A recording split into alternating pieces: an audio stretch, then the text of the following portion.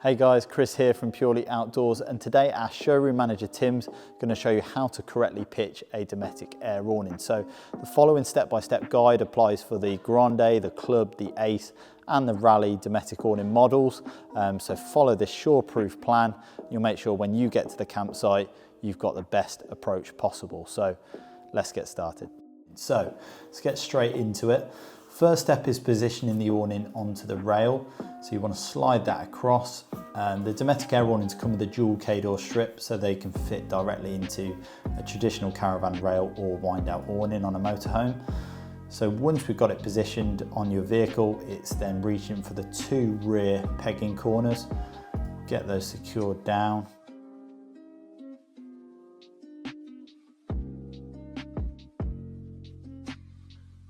And then we want to get some air into the awning. So initially probably only 30 seconds worth of pumping here just to get that initial air in to help then tension the awning. Make sure all your deflation valves are secured, and then we want to reach for the manual pump that comes included and fit that straight into the inflation point. So all the Dometic air awnings single point inflation, so the air is distributed nicely around. If you do want to save your arms and help with the convenience of pitching on site, it might be worth checking out the electric gale pump from Dometic. Got an instructional video on that also, definitely worth checking that out. Once we've got that air into the awning, it's then just pulling up the two corners, and then your awning's now starting to take shape.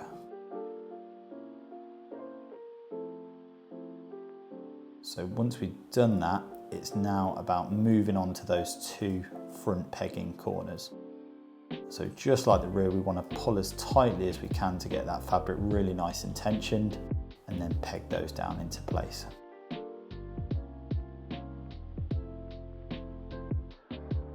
So we've got our four corners pegged now, and the next step is to look for these two blue triangles on either side panel that just sit under the mud flaps on the awning. This really tensions from the main central beam, gives that nice wide tensioning position. Next we're going to move to the multiple ladder pegging straps. So there are quite a few of these dotted around the awning. We'll just get these secured down. As you can see, Tim's using a drill here because we've got hardwood underneath the artificial grass here in the showroom. But on site you'd be fine just to use normal pegs here. This step does take some time, so if you want to fast forward to 6 minutes 24, that'll take you to the next step.